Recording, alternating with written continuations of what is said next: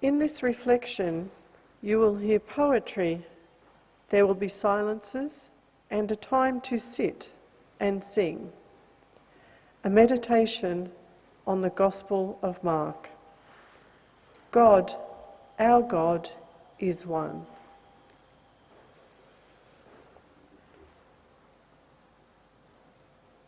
God is one.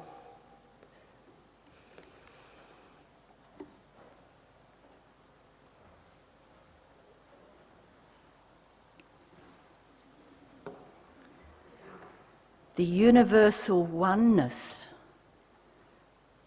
in which we're all connected to every living and created being. All are our neighbour.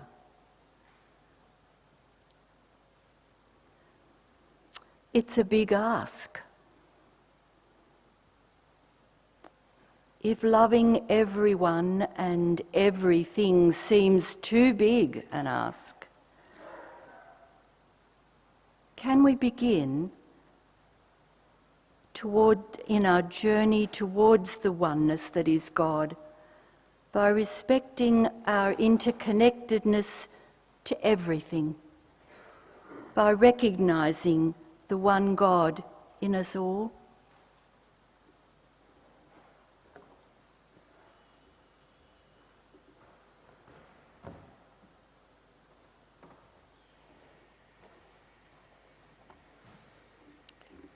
You must love the Most High God with all your heart, with all your soul.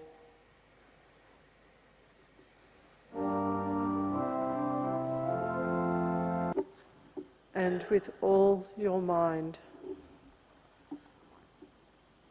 Known, a blessing by Jan Richardson.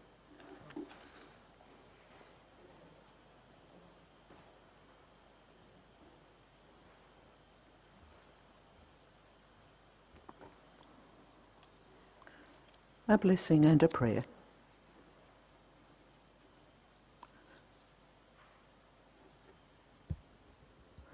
First, we will need grace. Then we will need courage. Also, we will need some strength. We will need to die a little to what we have always thought, what we have allowed ourselves to see of ourselves, what we have built our beliefs upon. We will need this and more.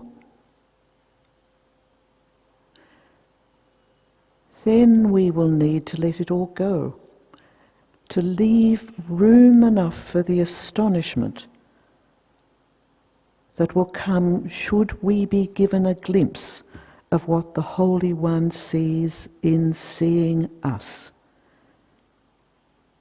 knows in knowing us. Intricate and unhidden, no part of us foreign, no piece of us fashioned from other than love, desired, discerned, beheld entirely, all our days.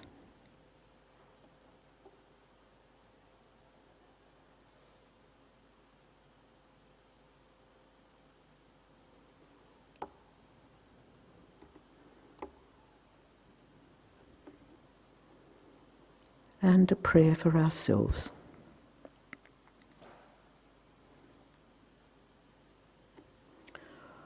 Holy and ever-present God, grant us minds that honour truth-seeking, that celebrate the power of reason and the miracle of human self-awareness. But grant us also minds that are open to mystery, miracle and myth, and to the richness of good metaphor. Help us to live with the important questions about our faith and about how to live abundantly in the here and now and not be daunted. And in all our searching, yearning and risking, in our acceptance of the uncertainty of our lives, in the recognition that there is much over which we have no control. Help us to trust you and know we are in safe hands. Amen.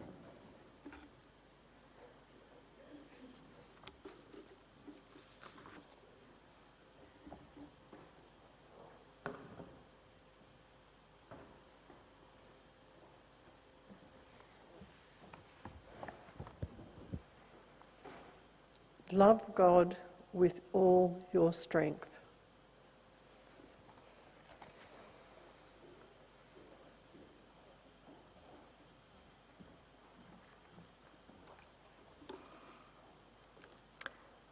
So how free do we feel to abandon the safety and certainty of rules and step into the uncertain realm of love? To commit all our might and strength to love.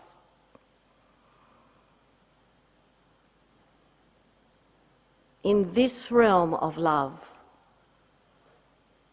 there are no boundaries on our responsibility and no points at which we can limit love.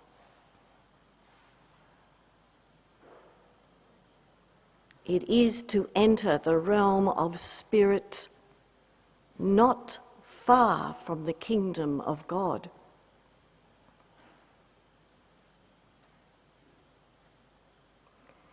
In a sense, the conversation between Jesus and the scholar and us ceases to be a theoretical discussion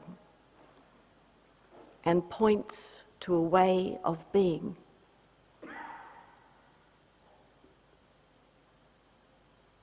So I found a poem by Elizabeth Ramage. Elizabeth was observing children and dogs on the beach. I'm sure you can conjure a picture of the water's edge, and children and dogs absolutely absorbed in their experience of the vast, powerful, delightful, frightening, refreshing ocean. This is her poem.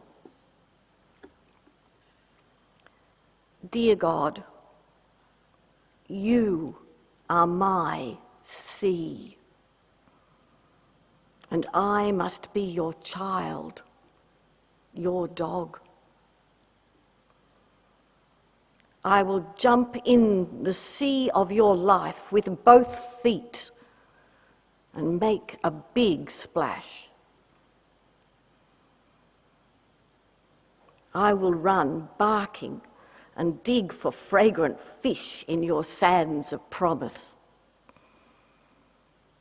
I will play with your ripples and make channels for you to flow through. I will turn my back to your breaker and let it knock me down and tumble me and throw me, laughing, on the beach.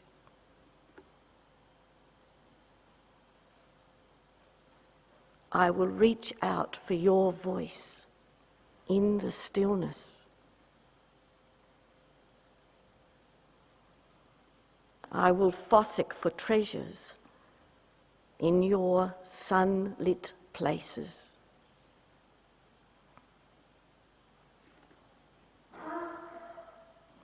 I will float in your peace. I will swim out into your depths until I drown in you.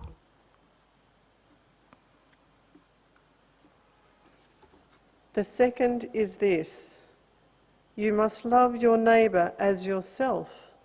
There is no commandment greater than these. Doing Love, a poem by Cathy Galloway.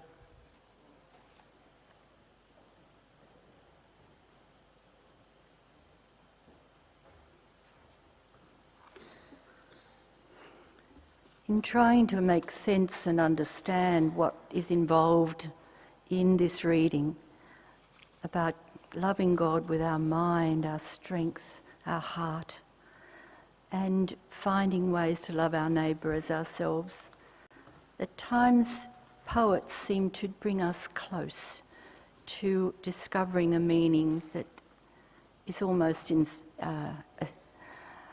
unable to be grasped. And so Cathy describes Doing Love, Cathy Galloway. There's only what you do. Everything else is inside your head. But what you do is an expression of who you are and what you know. And what you do covers a multitude of sins. You do your tone of voice. You do the way you cross your legs. You do the spaces around you. You do the silences between your words, as well as the words themselves. You do the songs you sing. You do the cup of tea you make your mum. You do the way you spend your money and the way you didn't spend it. You do the love you make and all the love you didn't make. You do the atmosphere you change in the room. You do the rocking of the baby in your arms. It's what you do that carries me to you and you to me. But as already noted, what you do is the expression of who you are and what you know. If who you are feels wrong or not worth much, scrunched up in a miserable little ball, it goes without saying that what you do will mirror that, and what others receive will mirror that, and what others do you will receive much the same. And if you think that what you know is useless or not enough or not important enough, then what you do will either be under your capacity to do or will be done more to convince yourself that no one else has noticed what you don't know. The thing is, you're all right, like all the rest. You'll do just fine. And what you know, till you know more, is quite enough to do love.